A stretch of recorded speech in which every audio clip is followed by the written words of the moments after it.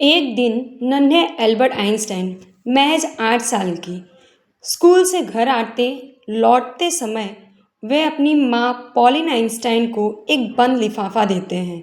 उन्होंने कहा, माँ, मेरे टीचर ने यह कागज़ मुझे दिया है और कहा है कि इसे सिर्फ माँ ही पढ़ेंगी। तो उन्होंने वह चिट्ठी अपनी माँ को दे दिया। जब उनकी माँ ने वह चिट्ठी पढ़ी तो उनकी आंखों में आंसू आ गए। एल्बर्ट ने पूछा, माँ, क्या लिखा है इसमें? माँ ने जोर से पढ़कर सुनाया, आपका बेटा एक जीनियस है। ये स्कूल उसके लिए बहुत छोटा है और यहाँ उसे पढ़ाने के लिए इतने अच्छे टीचर्स, अध्यापक, फैकल्टी नहीं है। कृपया आप इसे खुद ही घर पर पढ़ाएं। इसके बाद क्या?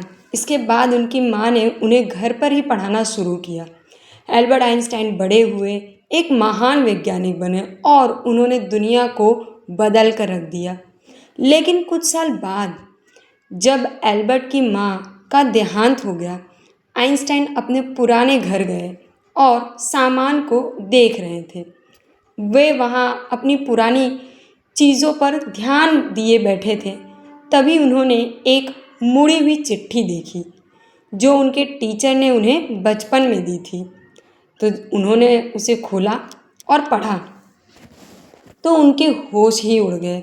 उस चिट्ठी में क्या लिखा था ऐसा? उस चिट्ठी में लिखा था, आपका बेटा मानसिक रूप से कमज़ोर है। हम अब उसे अपने स्कूल में नहीं रख सकते। वह एक बहुत ही मंदबुद्धि लड़का है। उसे स्कूल से निकाला जा रहा है। जब आइंस्टाइन ने ये पढ़ा तो वे भावुक हो उठे। उनके तो एकदम होश ही उड़ गए। उनकी आंखों से आंसू आने लगे। तो दोस्तों, इस स्टोरी से सिर्फ इतना ही बताना चाहती हूँ कि हम दूसरों को कैसे देखते हैं और उन्हें क्या फील कराते हैं, ये उनकी क्षमता को बदल के रख सकता है। अगर उस दिन उनकी माँ ने उन्हें सच्चाई बता दी होती तो आइंस्टाइन का आत्मनिर्भर विश्वास टूट जाता और ना ही वो आज इतने बड़े वैज्ञानिक होते। चलो, उस टाइम उनकी माँ एक ऐसी पर्सन बनी जिन्होंने उनकी अंदर की आत्मा को, उनके विश्वास को जगा दिया। लेकिन आज की दुनिया में एल्बर्ट आइंस्टाइन भी आप ही हैं और उनकी माँ भी आप ही हैं। तो आपको ही अपने अंदर छुपे हुए उस क्षमता को पहचानना है और आगे बढ़ना है, कुछ करना है, कुछ करके दिखाना है।